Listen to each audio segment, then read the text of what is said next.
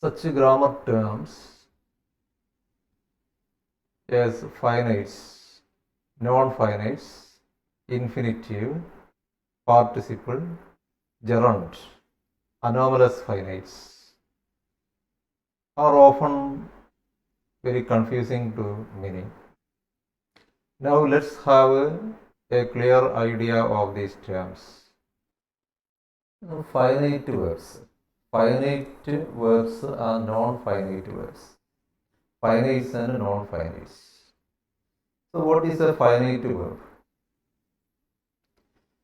A finite verb shows tense and agreement with a subject. A finite verb shows tense and agreement with a subject.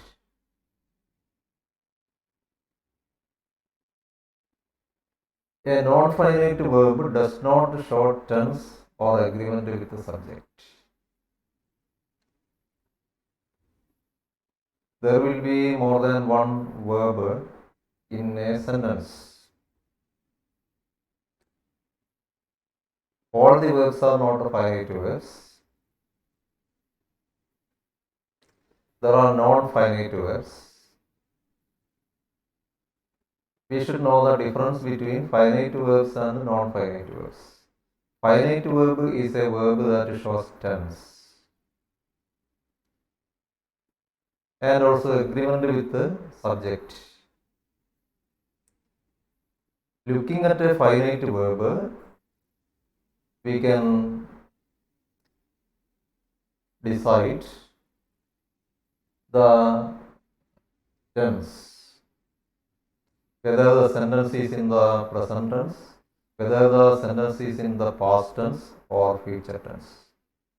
Looking at a finite verb, we can tell what tense the sentence is in. But looking at a non-finite verb, we cannot determine the tense. For example, the king decides to punish the thief. The king decides to punish the thief. There are two verbs in the sentence. Decides, punish. Decides, punish. Look at the verb decides. Decides. It shows tense. It shows tense. The sentence is in the simple present tense. That verb decides tells us that this sentence is in the present tense. But the verb to punish, it does not tell us anything about the tense. Also, it does not change with the subject. The verb decides changes with the subject. The king. If the subject is the king and the minister, the verb will be decided. The king and the minister decide to punish the thief. Punish is not affected, but the verb decide is affected when the subject changes. When the subject is in the third person singular, the verb changes. S or es is added to the verb. Some change happens to the verb. The king decides. The king and the minister decide. I decide, we decide, he decides, she decides. So, when the subject is in the third person singular, S or es is added to the verb. S or ES is added to the verb. When the subject is in the third person singular. I and we are first person, you second person, he, she, it, they are third person. Third person singular, he, she, it. The king decides to punish the thief. Here decides is a finite verb, punish is a non-finite verb. Punish is a non-finite verb because it does not show tense or agreement with the subject. Whatever be the subject, this verb is not affected. But the verb decides is affected. When the subject changes, it also will change. If the sentence is in the past tense, it will become decided. Decided. If the sentence is in the future tense, will decide. The king will decide to punish the thief. But punish, the verb punish is not at all affected. The first is finite verb, the second is non-finite verb.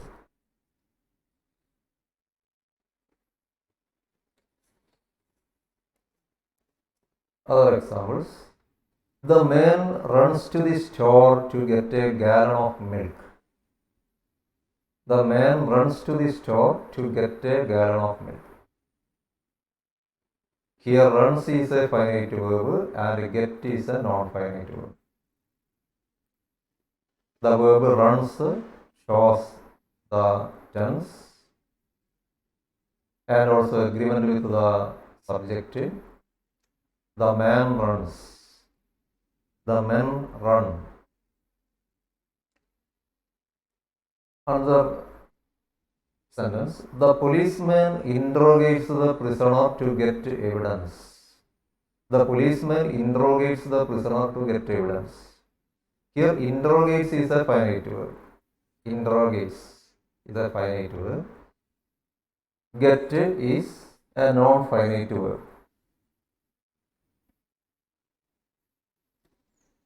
He wanted to find a solution. He wanted to find a solution. Wanted is a finite verb. Find is a non-finite verb.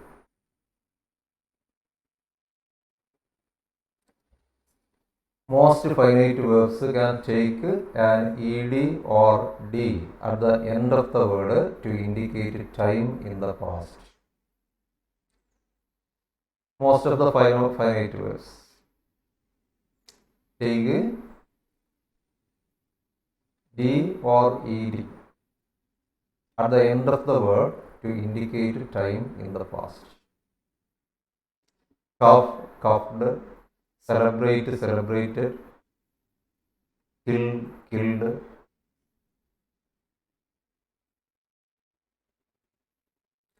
Most finite verbs take an s at the end of the word to indicate the present when the subject of the verb is third person singular.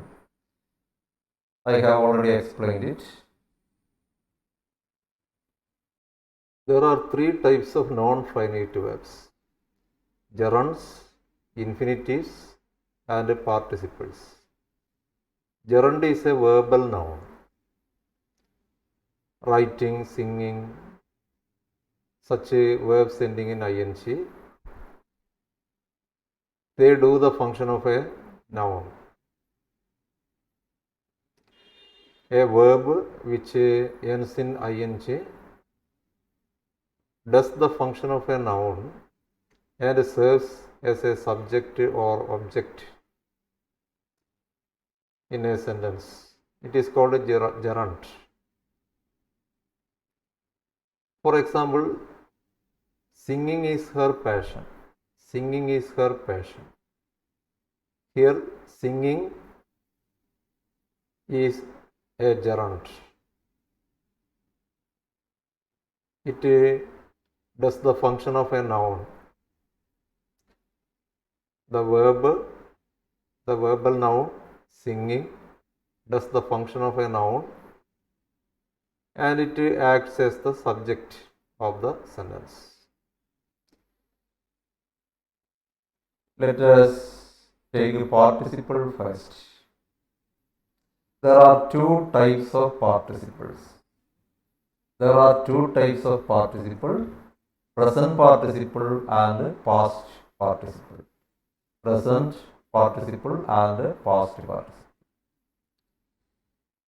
Present participle is the ing form of the verb writing, singing, dancing, reading, such words.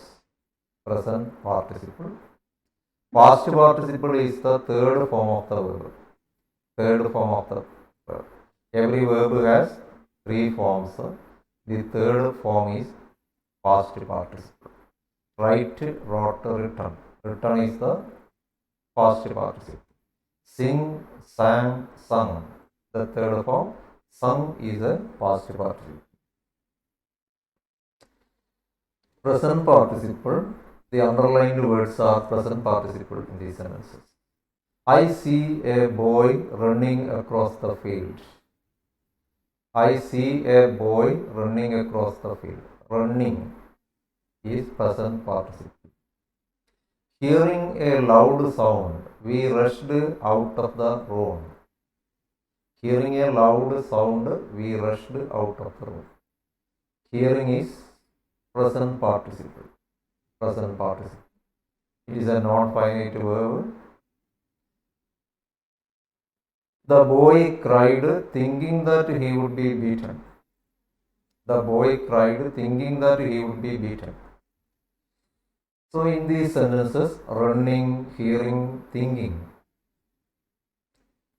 they are present participle. They are non-finite verbs. Which are the finite verbs in these sentences? See. See is finite verb. We rushed out of. Rushed is a finite verb. The boy cried. Cried is finite verb. The underlined words are present participles. They end in ing. They represent an action as going on and incomplete. So present participle often represents an action, an incomplete action. An action is going on and incomplete. Present participle. Present participle does not indicate tense. It can be used with all the tenses. The time of action is shown by the finite verbs in the sentences and not by the participle. Past participle, I have told you the third form of the verb is past participle. They are often used as non-finite verbs. Driven by the rain, we took shelter under a tree. Driven by the rain, we took shelter under a tree. Driven is a past participle. Drive, drove, driven. We saw a good stream loaded with wheat. Loaded with wheat. It is past participle. Judged by our standards, they appear uncivilized. Judged. It is past participle. Third form of the verb. Stricken with grief, she threw herself on the body. Stricken. It is past participle. Past participle represents a completed action. One can tell whether the sentence is in the past tense, present tense or future tense only by looking at the finite verbs. One cannot determine the tense by looking at the non-finite verbs. Gerund. A gerund is a noun formed from a verb. Example, singing is his hobby. Singing is the gerund here. Singing is a verb ending in ing. At the same time, it is the subject of the verb is, and hence does the work of a noun. Such a form of the verb ending in ing and used as a noun is called gerund or verbal noun. Now let's see what infinitive is. I want to write a letter. I can write a letter. Look at these two sentences. I want to write a letter. Here want is a finite verb. Write is a non-finite verb. Want is a finite verb because it shows tense. It also changes with the subject. It shows agreement with the subject. I want. If the subject is she wants. He wants. They want. Shows agreement with the subject. To write, it is a non-finite verb. It is not affected when the subject changes or the tense changes. I want to write a letter. To write is an infinitive. To write is an infinitive. Infinitives are of two types. To infinitive and bare infinitive. Infinitives are of two types. To infinitive. When to precedes this verb, it is called to infinitive. To കൂടെ വരുമ്പോൾ to infinitive എന്ന് പറയുന്നു. I can write a letter. I can write a letter. In this sentence, write is an infinitive. We don't see to with it. So it is called bare infinitive. Bare infinitive. So infinitive is of two types. To infinitive and bare infinitive. To infinitive and bare infinitive. So when to precedes it, it is called to infinitive. When it is used, the verb is used without to, it is called bare infinitive. In the first sentence, the infinitive is used with to, and in the next sentence, it is used without to. These two kinds of infinitives are distinguished by the terms to infinitive and bare infinitive. Use of the bare infinitives. Use of the bare infinitives. Where is a bare infinitive used? After the auxiliaries shall, should, will, would, may, might, do, did, can, could, must, need, dare. With these auxiliaries, we see bare infinitives. Bare infinitives are used with these auxiliaries. I shall write to him. I shall write to him. It comes after the auxiliary verb shall. I shall write to him. I will say what I like. Here it comes after the auxiliary verb will. I will say what I like. Write is a bare infinitive. Here say is a bare infinitive. I may go to the meeting. I may go to the meeting. Go is bare infinitive. It is used after the auxiliary verb may. We can manage it. Manage is bare infinitive. The boys must obey rules. Obey is bare infinitive. You need not go. He dare not refuse. The underlined words are bare infinitives. After some principal words. Bare infinitive is also used after some principal words, main verbs. After some main verbs, bare infinitive is used. After some principal verbs like bid, watch, see, let, make, help, hear. With these main verbs, bare infinitive is used.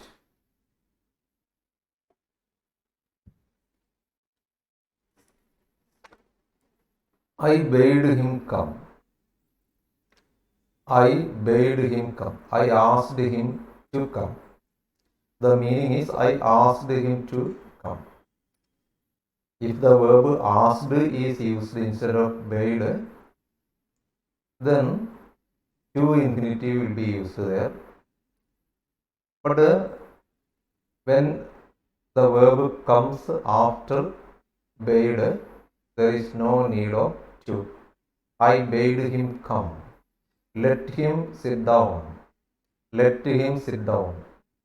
Sit is bare infinitive. I saw him do it. I saw him do it. Do is bare infinitive. So after main verbs like bid, watch, see, let, make, help, hear. With these main verbs, bare infinitive is used. We heard her sing. We heard her sing. Sing is the bare infinitive because it comes after heard. He made me wait. He made me wait. Wait is a bare infinitive. Help him lift that box. Help him lift that box. Lift is bare infinitive because it comes after the principal verb help. I watched him jump. I watched him jump. Jump is bare infinitive because it comes after watch. Similarly, after these words, rather, better, had better, bare infinitive used after rather, better, had better, etc. I would rather go away now. I would rather go away now. Here go is bare infinitive. It comes after rather, would rather. You had rather visit him. You had rather visit him. Visit is bare infinitive.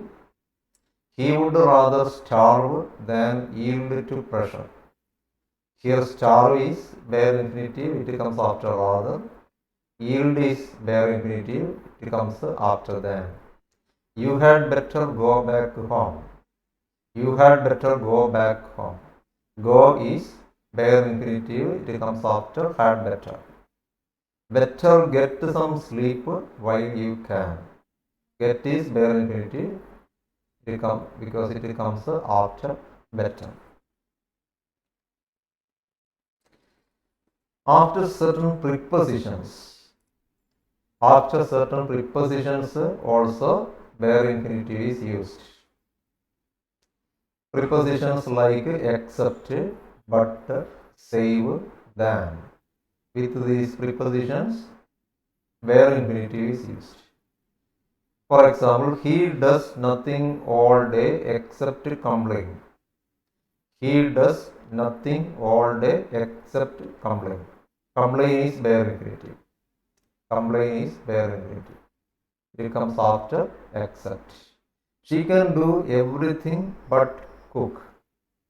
She can do everything but cook. Cook is bare infinitive. It comes after the preposition but. What could I do? Save, scold the fellow. What could I do? Save, scold the fellow. Scold is bare infinitive. It comes after the preposition save. The men said they would starve rather than surrender. Surrender is bare infinitive. It comes after the preposition then. Now, next is anomalous finites. Anomalous finites. I have already told you what the finites are. Now it is anomalous finites. Anomalous, the word itself means irregular. irregular finites.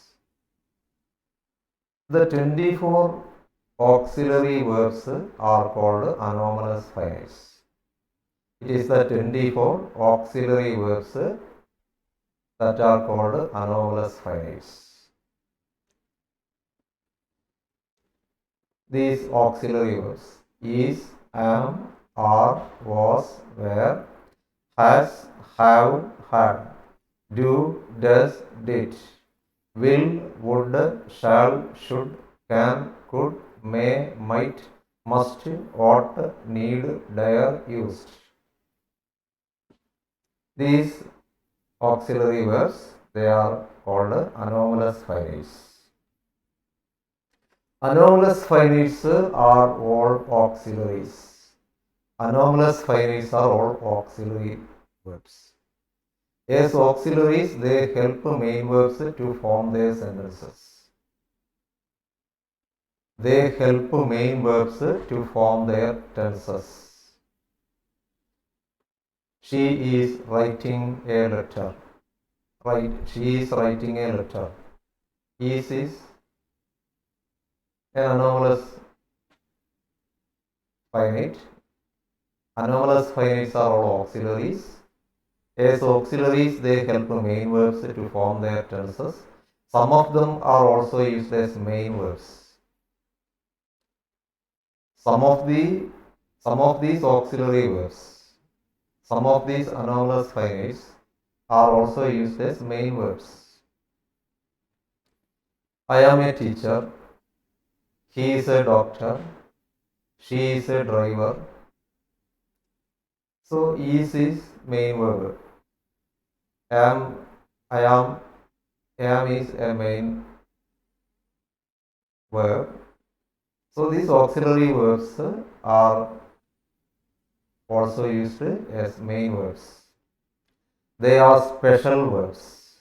They are irregular verbs. They do not form the past tense in the regular manner by the addition of ed or d.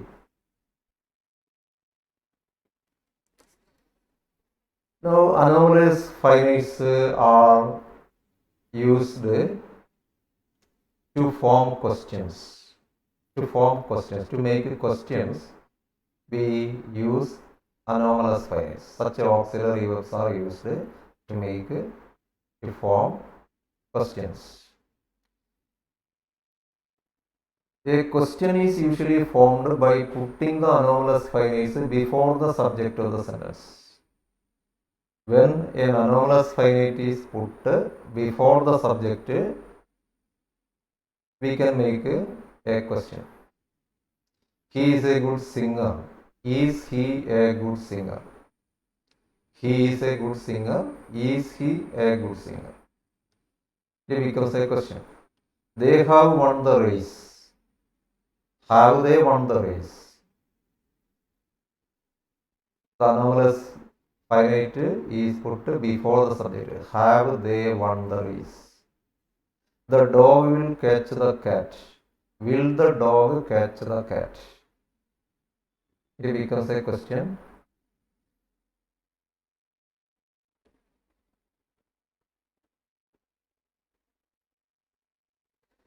If the affirmative sentence does not contain an anomalous finite, the auxiliary do and its forms are used to make questions.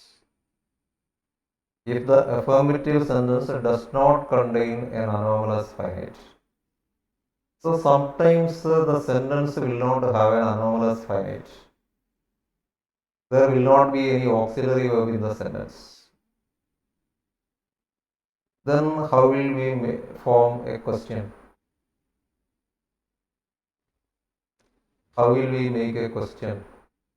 Then we use do or forms of do to make questions. For example, they went to Berlin. In this sentence, there is no auxiliary verb or anomalous finite. They went to Berlin. So we can make a question. Did they go to Berlin? Did they go to Berlin? So the auxiliary do, and its forms are used to make questions if there is no anomalous finite in a sentence. They went to Berlin. Did they go to Berlin? He fell off the stairs. Did he fall off the stairs?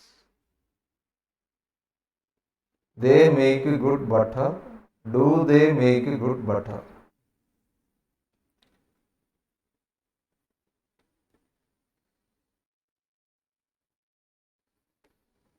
Now I think these ideas have become clear. What is a finite verb? What is a non-finite verb? A finite verb is a verb which shows tense and agreement with the subject. We can tell whether the sentence is in the present tense, past tense or future tense looking at the finite verb.